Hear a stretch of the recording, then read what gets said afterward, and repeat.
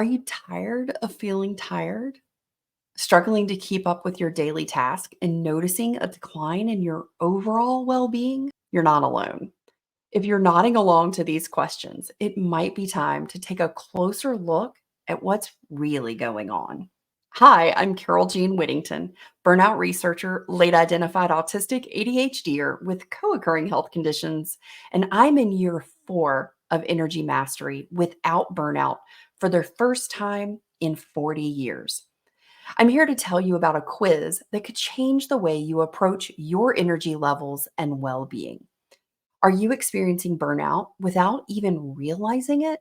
It happens more often than you think. Picture this: you're waking up after a full night's sleep, but you still feel exhausted. You can't remember the last night you didn't wake up at least twice or spend hours just trying to fall asleep. Tasks that used to be a breeze now seem harder, or you catch yourself avoiding them altogether. And you find yourself withdrawing from the things and people you love. Sound familiar? Take my burnout quiz to uncover the signs and symptoms you might be overlooking. It's the first step to reclaiming your energy and feeling better. Plus, it's completely free and takes just a few minutes to complete. But that's not all. Once you've identified your burnout pepper level, join me for a complimentary training class on March 29th. In this brief 40-minute session, you'll discover your degree of heat within your spicy pepper level of burnout. Whether you're a poblano level 1 or a ghost pepper level 5, understanding your degree of heat is crucial for mapping out your journey toward burnout restoration. It's about recognizing those internal warning signs and taking proactive steps to regain control of your well being. So, if you're ready to break free from burnout and start living a more energized life, visit my website, Whittington Wellbeing, today to take the quiz and reserve your spot in my upcoming training class. Your future self will thank you for it. Remember, recognizing burnout is the first step to feeling better. Don't wait until it's too late. Take action now and take back control of your life and energy. You're worth it, my friend.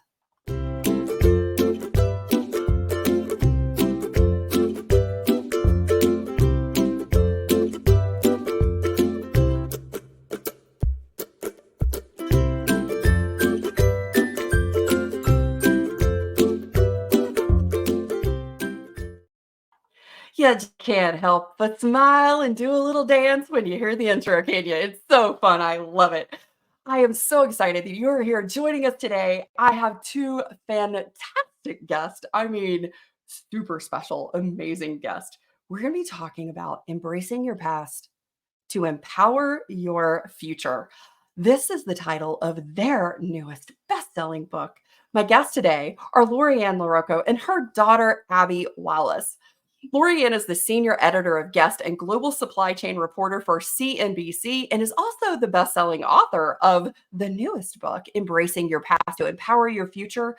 She has 5 other published titles. Y'all, she's spectacular. Abby, her daughter, is an advanced placement history and English student in New Jersey, and Abby is really one of the most spectacular people. She has such a calm energy, and I love she volunteers at a place called Pony Power Therapies, and she hopes to one day have a therapy barn of her own. She has wonderful aspirations and dreams for her future career, and I cannot wait to introduce you to these two amazing people. Welcome to the show. I'm so excited you guys are here today. Thanks for having us. Yeah, thank you. This book has really been something special. I am loving it. I mean, I got the audiobook, so I really get treated to a special experience of this book because your husband is the absolute gorgeous voice behind this book in the audio form. This is truly a family affair, and I love this about you guys. I would love to kind of dive in as we roll into this conversation, because everything around here, we're talking about our energy. We're talking about what in the world does it feel like to navigate our energy mastery as we're living our life. And I love that we're going to tie in how we learn from our past to inform our future. Because I think that's a big part of the burnout restoration journey is we do a retrospective. We look at like what has been your burnout history because those things inform our current present moment and the future that we're building and creating. How in the world have you guys experienced your own personal energy journey? And I mean, I'm going to let either one of you guys decide who would like to go first. Want to go first, Abs? I don't know what to say. Okay, I'll go, and that way Abby can figure out. Give me an idea.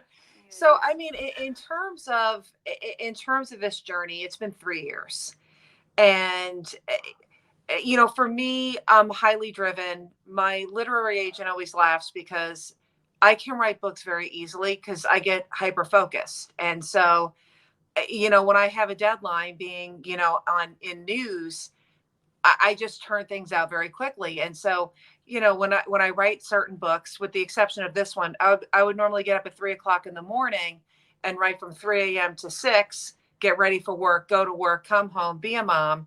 And then when the kids would go to bed, I would continue to write. With this book, it was very labor intensive because of the history component. There was a lot of research diving into the genealogy of these families. And more importantly, then working with historians to make sure that the facts, if you will, were correct. And also, how do you footnote it to make sure it's correct so you're not plagiarizing, right, when it comes to certain things. And so there was a big learning curve there. When it comes to my other books, for me, I didn't have as much. We have over like 500 or 600 footnotes in this book. And so for me, for this journey, emotionally, I was so tied to it because there was so much on the line. It's telling stories that have never been told. And so for me, there was a lot of pressure to make sure we got it right because they're writing about slavery. You have to be right. And so there was like a lot of added pressure for me on that. What about you, Babs? I think for me in general, it's less about just like the book itself and more about the fact that I was like 15 and writing a book for the first time with my mom, who's a pro, and that's really intimidating, but it's an honor because I love my mom and she's like really cool and stuff. But for me, it was just like, as someone who has ASD, otherwise known as autistic spectrum disorder, when I am like zapped of all my energy, I tend to like just shy away and curl up in a ball and get in my own little space. And when you're doing these like hour-long interviews and you have that as well, and social interaction already kind of takes a lot out of me. And I remember thinking like, wow, this is so interesting, but I'm so tired. I would get so tired after. I would just go to my room and be like, I'm done. I'm done for today. And then you just don't realize, like you would figure writing a book is a lot of work. It's a lot more than you think it is. It's like it's just kind of a lot. And I think a lot of it was overwhelming. Definitely worth it, but I think it was just kind of a lot. It's that pace and pause because like I know when Abs needs like Abby time. That's what we call it. And so that's what we call it. It's Abby time. It is. And so yeah, like Abby just needs to, from a neurosensory standpoint, it's time to just purge it, right? Yeah. Get it out, veg out, do whatever makes you happy. And and also through this whole process, Abby was diagnosed right before her 16th birthday. Yeah, so we're time behind the game, right, when it comes to the tools in the toolbox. But we've been very fortunate, and I've been very vigilant in getting the right doctors and building that team around her. So she's got her fidget ring. She's got her little poppets. She loves her poppets. My boyfriend made me a fidget horse. Yeah. I love that thing. Oh my gosh, yeah. I love that so much. Yeah. It's really cool. Her boyfriend so good. Really is phenomenal. So it's that give and take, but her superpower of empathy and connecting with people, it's like no other. I do pride myself on that. And it's just what, and she really cares. It's like she's truly genuine, and people see that. And so I think it just makes her even more special in terms of being even a better author, because she really dove into it, and her research and the things that she found and the questions that she asked, those answers I never would have been able to get, because it was a combination of her empathy and her age.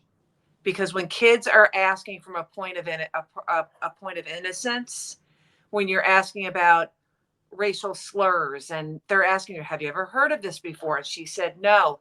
To see that dynamic, it was very healing. You can see that from both, from their side, that they were educating her, but also telling the story, right, of what they went through. Like learning what an Uncle Tom was or an Oreo.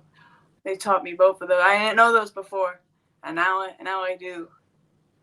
And so, and you don't learn those in the history books, and they don't tell you. And even Abby, in one of her AP history classes, she had to talk about who Nellie Quander was. Yeah. And, do you want to tell them who Nellie was? Yeah, because the thing with Nellie Quander is I'm assuming most people would know Alice Paul, who was like this I big. wouldn't say that everybody would. Okay, a lot of people. I like to. I don't know, but there's not no. Alice Paul was a big suffragette. During the women's suffrage movement, and she was a big leader during that time, and her whole thing was the hunger strike in prison and the Iron John. They force fed her, and she was a really brave and remarkable woman. But actually, what people don't tell you is that Nellie Quander, and I do believe other women of color, also reached out to Alice Paul asking to be a part of this movement, and Alice Paul told them no. And because the women obviously were already a struggling minority, I guess, against the men, but to add another one onto that, they thought it was too much of a risk, and so that was the reason. It doesn't, from the letters that I've seen, it doesn't appear to be racially motivated. It appears more of it was more safety and stuff like that. This is a safety thing. So they kind of were. So even with their fellow women, they were still discriminated against because of the color of their skin, because it wasn't safe. It would almost taint, quote unquote, their image per se. And it's just unfortunate that they don't teach you that. And Nellie Quander actually marched. They had the right to march, and yes. The suffragist movement told her. I believe they're put in the back though. Yeah, they were put in the back. Very back. But we don't know where she did indeed walk up through, like if they made it higher up into the line. But Nellie Quander, and her letters are in the National Archives. She was able to get the Black women over at Howard from her sorority, Alpha Kappa Alpha, to march. That's amazing. I mean, that is such a powerful thing to think about, really. Yeah. Because really, where do we see that today? That is why looking into the past, I think, is so important. And, in our typical neurodistinct fashion, we just jumped right in, guys. So, Lori Ann, tell everybody what the book is about. Sure. So the book is about, we reached out to many Black families, but we were lucky enough to work with 4 Black families who are descended from slaves. And the families are, they're amazing. The first family is the family of Polly and Rose Allen. And they are Clotilda survivors, as well as Africatown co-founders. And the Clotilda was the last slave ship brought in illegally in 1860. And after that, they created Africatown. They tried to go back. They tried to petition with the U.S. government to allow them to go back to Africa, and they were declined. And they built Africatown just as their Tukhar village was. And so they had the culture, they had the rules and their way of life. And even if you go to Africatown to this day and you look at their road system, it's not a grid like we see in everyday, US cities and towns across America. The roads are curved. They're based on the lay of the land. And Polly and Rose were amazing individuals. And we actually found documents that actually had him as one of the land trustees of the church that sits on the land today. And the family wasn't even aware of some of these documents. And so it was a privilege to work with them. We also worked with the descendants of President James Madison's family, Mandy and Corinne. They are the griot and griots. And so with that family, you really dive into the African storytelling. So a griot or griot is the African word for storyteller. And so we spoke with Dr. Betty Curse. And so she really hits home on the family's history, but also really important of we need to know our past because our family values, our traditions, the way that we view education, the way we view things, all goes back to somewhere. And with all four of these families, we were effective in actually tracing back to the enslaved loved one that got them to where they are today. And as a result, they have this driving force of going, we need to persevere and make tomorrow every day count as a result of their loved ones. The third family is the Quander family, and they are one of the oldest families in Black American history that date back to the 1600s. Are they the oldest? They're one of the oldest. They can't say they are the oldest because we're not sure. Okay. And they're not sure. But that family was two brothers. They were kidnapped from Ghana and they were sold to different slave owners, one in Virginia, one in Maryland. And eventually the two families actually reconnected because of their family story. They knew their story. And that family's interesting because they also, through marriage, are descended from enslaved loved ones from Mount Vernon. And that family has a whole history of civil rights activists. And even going back to the 1600s, when Henry Quando, when he was manumitted after his enslaver died, he fought and took the town to court because he was paying taxes on his wife, even though his wife was Black and free. Because she was Black, he had to pay taxes. So they go back all the way back there, and there's documents on this that their feistiness, their fight for equality went back to Henry Quando, and they're like that to this day. And then finally, the fourth family is the Brooks family. And they have enslaved loved ones from Mount Vernon. And also their loved one, Richard Henry Brooks, an escaped slave who fought in the Union.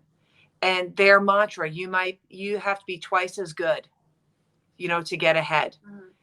This family is the only Black family in U.S. history that has 3 generals in the immediate family, a father and 2 sons. And we were lucky enough to speak with all 3. Mm-hmm. And so all of these families, I'm telling you, it's like, it was so amazing to go on this journey and to really find out who these people were. That's what we mainly wanted to know. I think in the car back home from the trip, we were like, who are these people? Because they do, the docents. Yeah. Got it. They do tell you about, they do tell you about it. There's even sections, I believe it's Mount Vernon. Well, they all did it, but. Oh, they all do it. But I don't know why Mount Vernon popped in my, I don't know. But they do obviously tell you about the slaves and stuff, and the fingerprints in the bricks, because that was the main thing that we saw was the fact that there's fingerprints in the bricks, and they're there on purpose. Like, this is what they're not some like accidental thing, or else they're very prominent. Like, you look at them and you're like, yeah, they're meant to be there because that's how they left their mark. They had to in a sense, because they like built these buildings from like the ground up, and otherwise they'd have like no recognition for it. Yeah. Aside from just oral history. Now it just seeing it makes it all the more real, because it's one thing to say it, but to see it is an entirely different thing. I just have no words for how that moment was to see that for the first time. It was because they were, so the folks that made the bricks were young kids. And then I forget. That's okay. What was I saying? It was the young kids. What struck her the most were the fingerprints are made from children and females. I don't know what I was gonna say. Okay.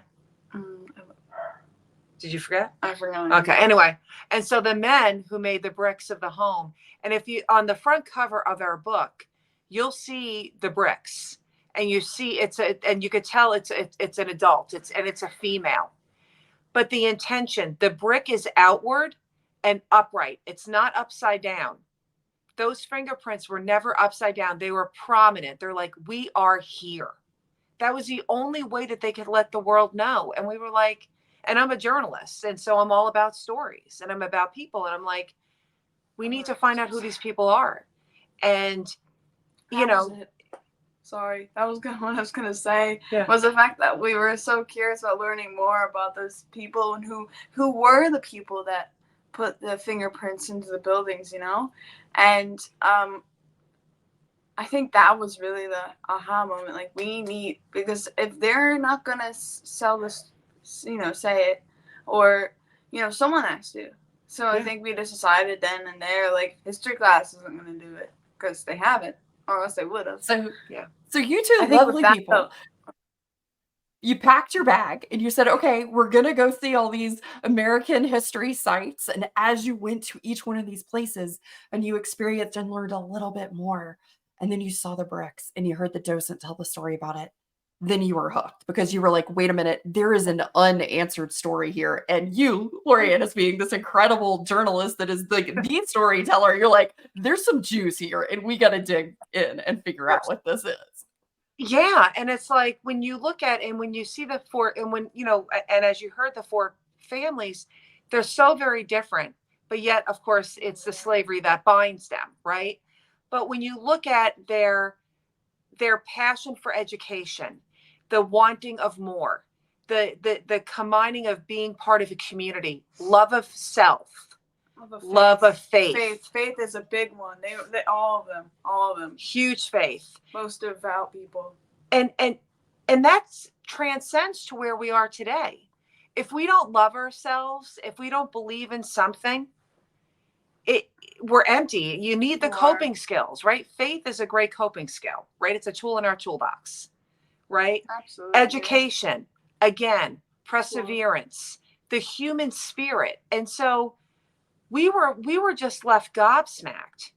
And so we just hope that when people read the book, they're like, oh my goodness, if people can persevere, then I can. And then also look at your own history. Where do you come from? I'm Hungarian. I didn't know that. She didn't know. I actually looked it up.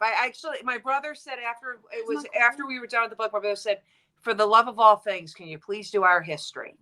And I did. And, I got down to the boats that we were on from Italy. And, my great grandfather, he was an apple cart salesman in New York City. So we all come from somewhere, and each generation we all get better. And that is in honor of where we came from. Absolutely. I think there's such a powerful place, like when we really stop to think about this for a minute, because everything that you guys researched and went back and found out about the family members, and then the family members that you spoke to currently in present day, that you were able to sort of pick up these characteristics and personality traits that have transcended generations. It's like, this is part of who they are. And, I think that we all discover that in some way. And I think one of the things, especially like for me, I'm late identified. I didn't know I was autistic and ADHD till I was almost 40. And there's this place where it's just like, oh my gosh, I'm not broken. I'm not defective. I'm not less than. there's just a different part of me. And when I look back over generations of my family and I go back and I'm like, now, you see with that 2020 lens, right? And you look back and Yep, you're yep. like, oh, this is the way that our brains have worked for When it generations. all This starts isn't to make sense. right. It's true. And there's this But, like, place where you feel like you're so much more than who you think you are. We're a collective body. It's in our DNA. Like with the Poli and Rose family, it was all oral history. And so for me, when I gave them, oh gosh, well over 100 documents. And I was talking to Vita, and Vita is Vernetta's daughter. Vernetta is the family historian. And Vita's told me, she's like, I've learned so much about Poli. She's like, I've known, but now I know even more. And she knows where her spunk comes from, because with Africa Town, there's been a lot of environmental apartheid, a lot of land grab, where the city of Mobile tear down, the downtown of Africa Town. They literally killed it. Yeah. And she's fighting to get it back. And, there are stories of Poli fighting his former enslaver because he wanted to go vote. And the enslaver would follow him from pole to pole saying, don't let that African vote. And he refused. And he would tell his kids, I can eat by candlelight, but I can't. After he worked all the day in the mill, he would go tend to his garden. He goes, but I can't garden by candlelight. And so she's like, I know more about myself now by learning more about her great great grandfather. That is Yeah. just so cool. And I mean, I know there's got to be a story for you two in the writing journey of this, because this wasn't like your regular book, Lori Ann. This wasn't your quick crank it out, which, by the way, No. how the heck do you do that? It's just my mind is blown with that.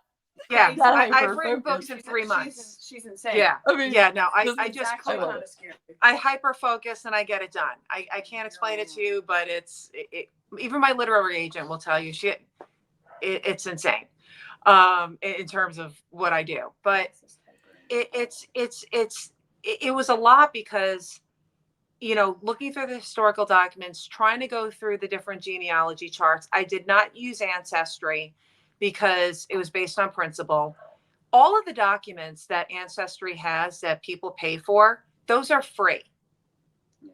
They're making money off of free documents, and I think it's wrong. Yeah, it's pretty So messed up, I actually. use Family Search, which has the same access to the stuff from Ancestry. I did pay for another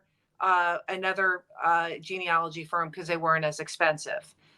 But to go through all the documents and make sure you had the right ones, there was that added pressure. And then I would go to Abby, recognizing there's only so much you can ask from a 15-year-old. 15, 16, 15, 17. I mean, I'm a journalist. I want it now. I'm on TV. I want it now. And it's like, hey, Abs, what do you have on here? So it was that give and take of what did you find? And some of the stuff, she found out stuff about what Juan Crow. Yeah. So it's like John Crow, but which was a set of laws for African people. Jim Crow. Jim Crow. Sorry. My bad. I had a brain fart. I'm very tired. I had a very long rehearsal. Forgives. Jim Crow. That's embarrassing. But then there was Juan Crow, which was for Mexican people, and it was a similar set of this very restricting rules set for another minority. So it was just interesting to find that, which they also did not teach me at school. I found that out myself. And she was diving into it because the Madison family, when they were sold off, Dolly Madison sold off Jim Madison's son, John, President, John, James Madison's son, Jim, because her niece fell in love with him.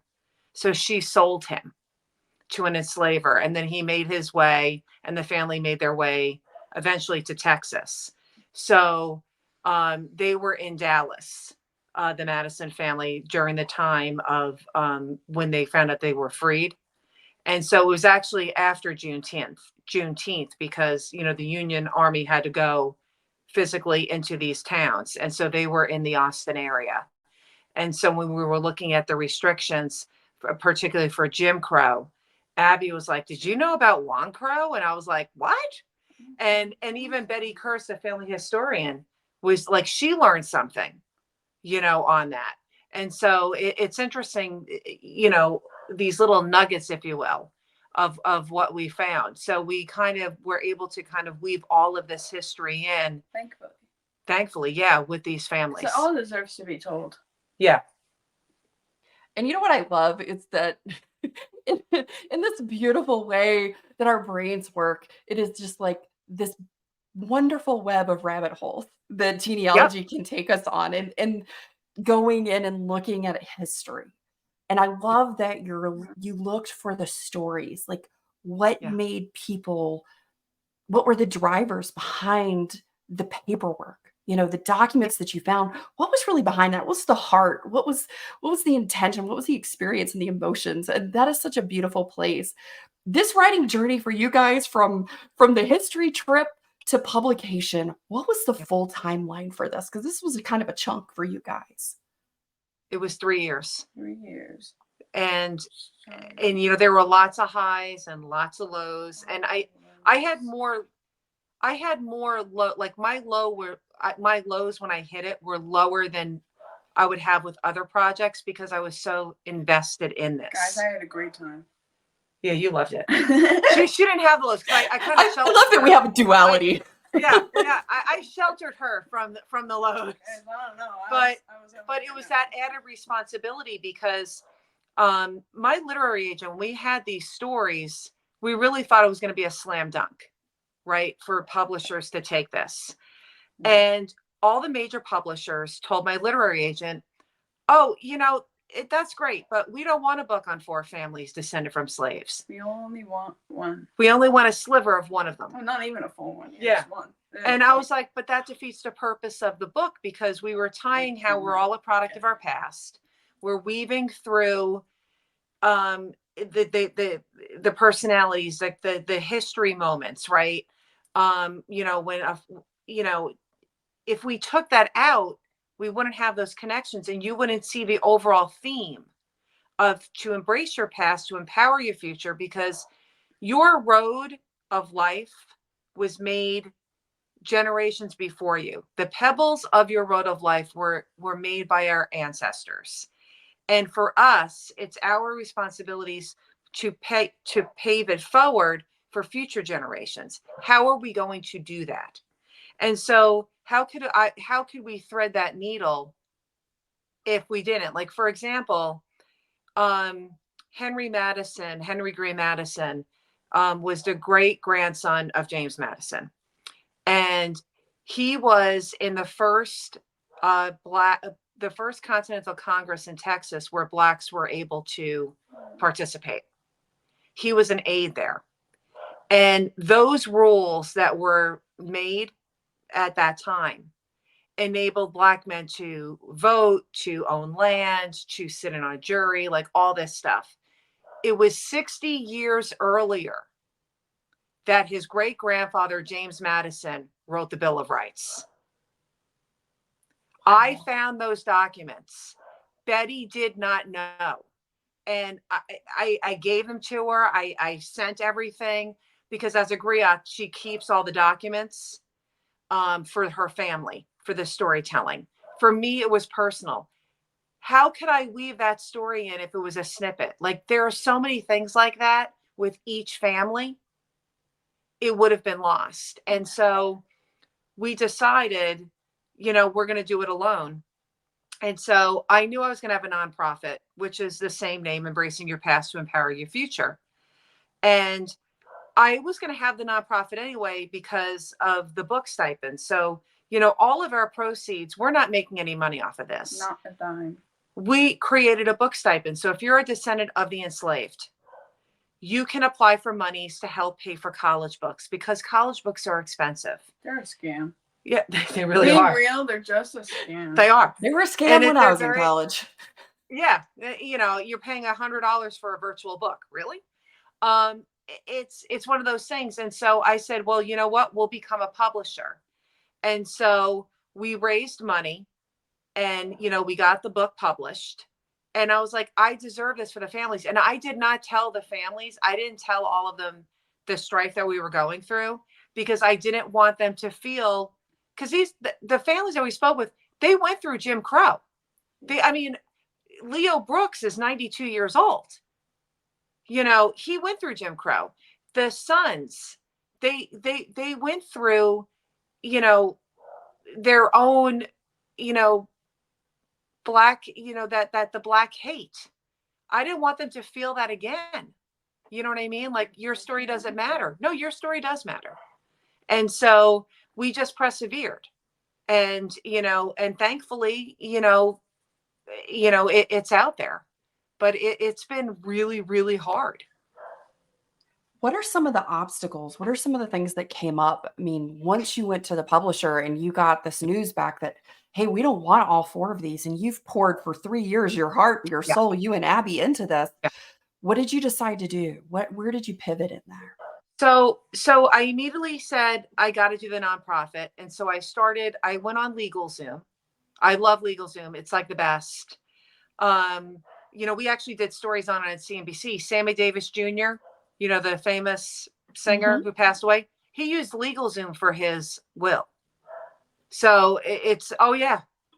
It was a news story because, his millions of dollars, it was all done through LegalZoom. So I went through LegalZoom and I went through the appropriate steps to formulate my 501, my nonprofit. And then I took it an extra step to make it a 501c3 with the IRS. And, there were challenges because this was, the world was just opening up with COVID. So it took a lot longer for things to happen. But, we got it together. And then I looked at some of these like publishing houses that could help you self-publish, but they wanted like $30,000. And I was like, I don't have that. I can't do that. That's crazy. And yeah, it's insane. And so I legit went on my own. And then when I went through another publishing house, which was called Amazon Publishing, I found out just before Christmas, literally 3 days before Christmas Eve, that it was a scam company. And the reason why I found out was I emailed Amazon saying, hey, listen, your customer service is really bad, for my book right now. I'm not getting what I need. And the PR girl for Amazon remembered me. She worked at a lobbying firm in DC. So she worked with me back in the day. She's like, are you the Lori Ann LaRocco from CNBC? I'm like, yeah. And she's like, I hate to tell you this, but I think it's one of these scam companies. And I swear to all things, I literally wanted to throw up. I'll never forget. It was 9:00 in the morning. I'm crying on the phone with her. I'm like, this is a nonprofit. They knew it was a nonprofit. It was $7,000. And I was like, oh my gosh, what am I going to do? And Amazon stepped up. They hooked me up with KDP. Love them. And then they also said, but they suggested also go through Ingram. So Ingram Spark is a great platform for self-publishers because it gets you in everywhere around the world. So if you're able to navigate it, and you could do your ebook that way, so that way you can get your Barnes and Noble book. It goes to all the Black-owned bookstores, all the independents. It's fantastic. So Amazon really helped me, but then they said, well, you're going to have to, go after them to get your money. And then they showed me like, go to your bank. So then I went to my bank and then they helped me there. And then honestly, through the grace of God, the company actually gave back the $7,000. Boy, are you lucky. I was very, very lucky. Ever and happens. I swear to God, and I was praying because I was like, because I have this, the phrase failing up.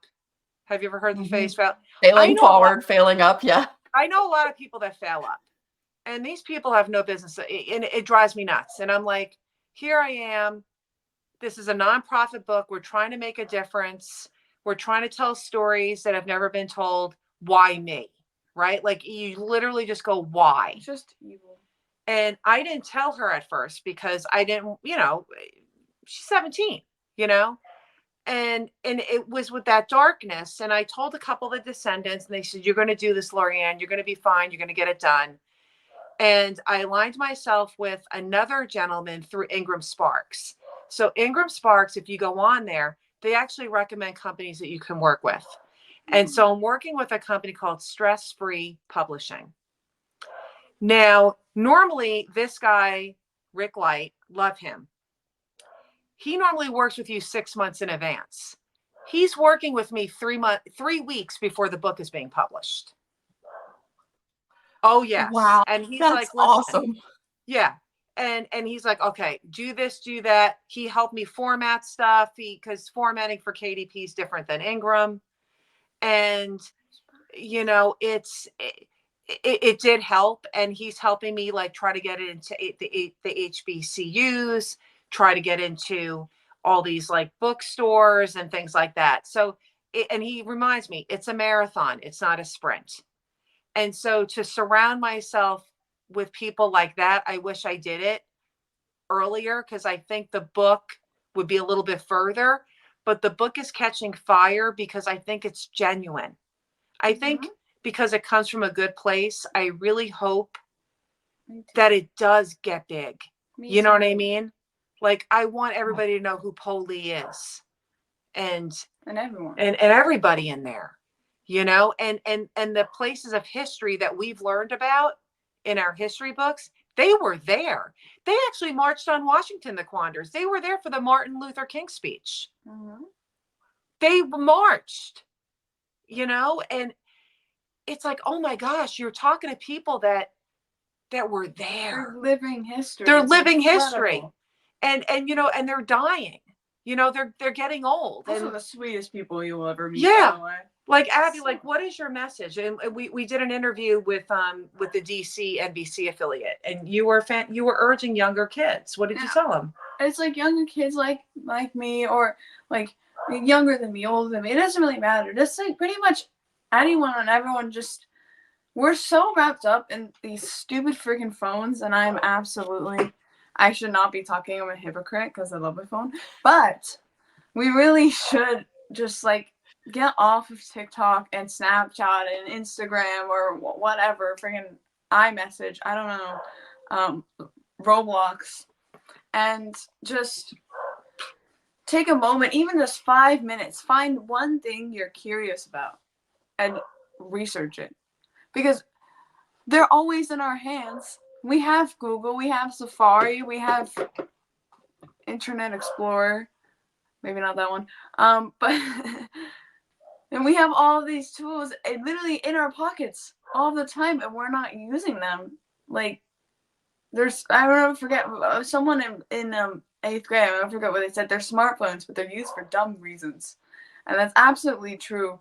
And it's a really good quote, actually, but yeah, that's a quotable quote. We need to use them for our smart reasons, and we need to, even like I said, just 5 minutes, just giving anything like that you can point at and be like, you know what, they didn't teach me that much about this one topic, or even at all in history class. I want to learn more about that. It doesn't even have to be slavery. It could be about anything. It could be about like those sensitive topics like slavery or the Holocaust or 9/11, which, yes, they're sad, and we don't like to bring them up because they're sad. And maybe even with stuff like 9/11, we lost somebody, or we know somebody lost somebody, a neighbor or a friend, a husband, a wife, a sister, a brother, so on and so forth. But we still need to learn about these things because they're important to know about and to learn from, so that they don't happen again, because we can't let them happen again. And if we're not learning about them, that just increases the risk. It's not a guarantee, but it increases the risk of them happening again.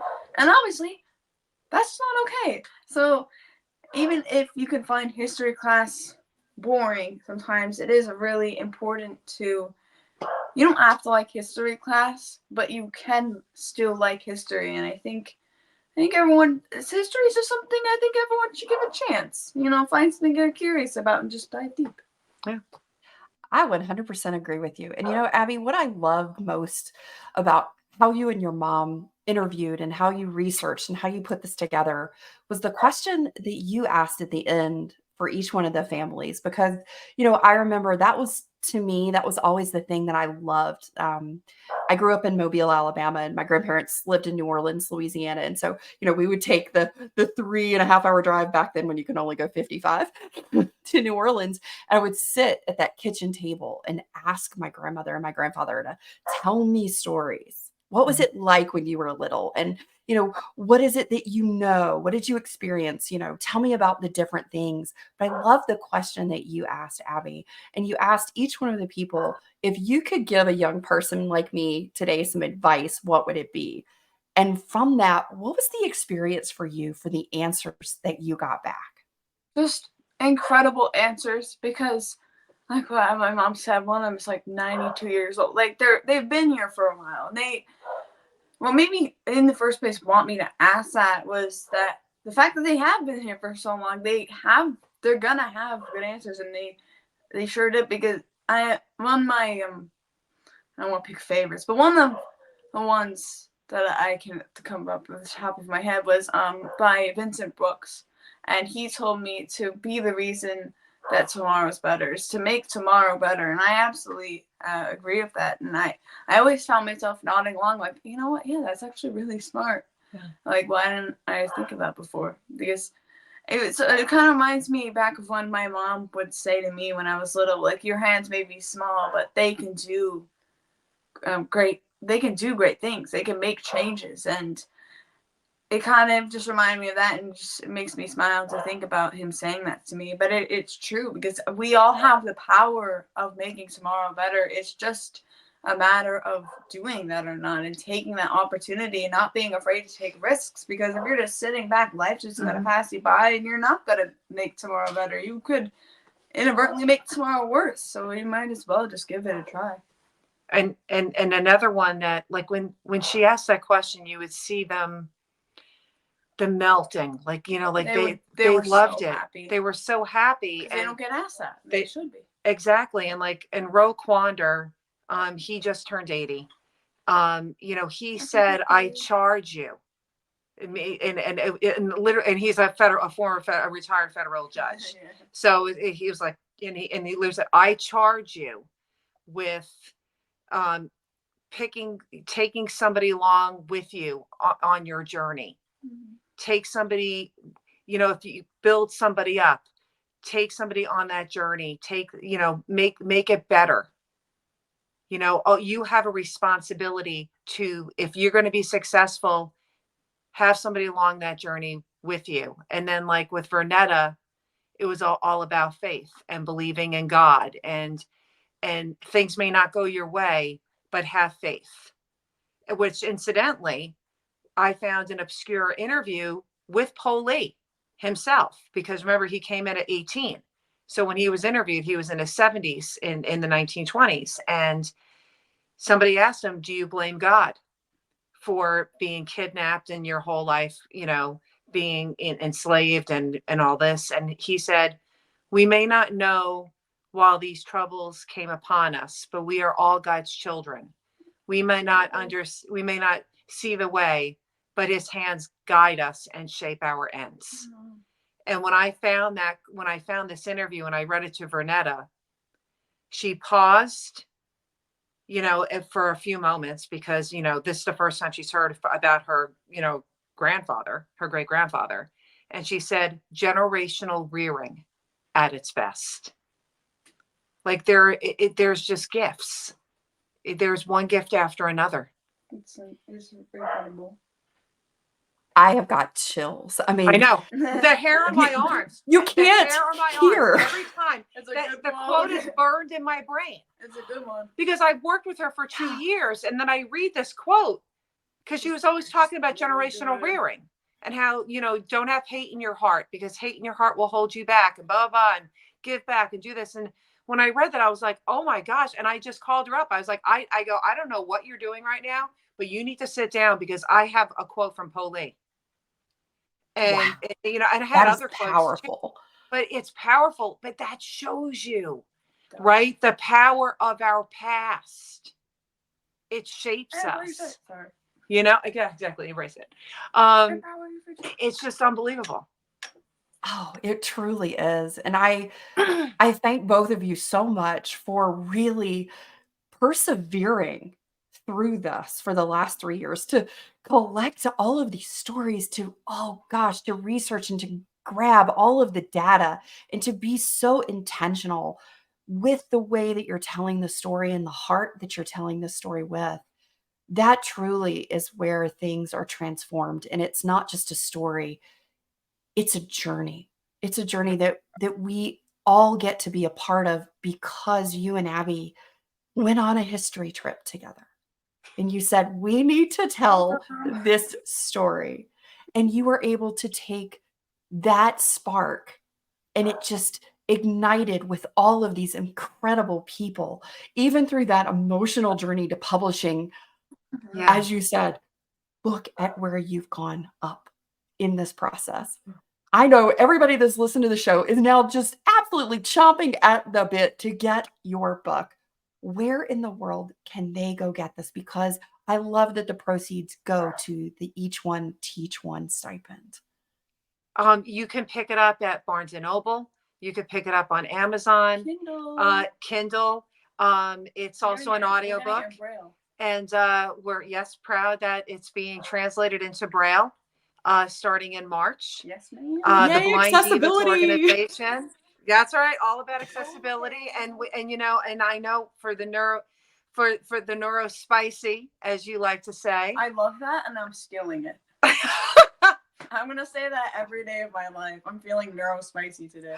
It's, you know, I wanted to make sure it was inclusive. That's awesome. You know, so the audio book, the regular book, however it may be, and even like the brick, right? In terms of whole, we're having a brick made. So when we do any type of speaking engagement, you can feel it and see what a fingerprint would look like. We want you to feel that, oh my goodness, that was a person, and if you go to a local bookstore, you can ask them to order it for you.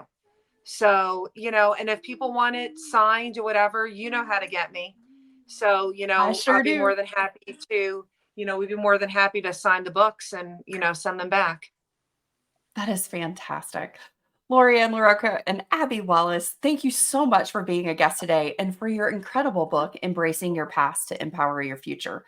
There's such an incredibly strong message in where we move forward. And I think one of the things where if we really kind of bring this back to our energy mastery, and we talk about the experience of our burnout, how we embrace our past today. Because if we've been through the challenges, if we've been through the struggles, if we've made it here today, and that's kind of a big thing for a lot of us, that we are still here today. Yes. We are able to craft our future because we are paving where we're going each moment that we're here.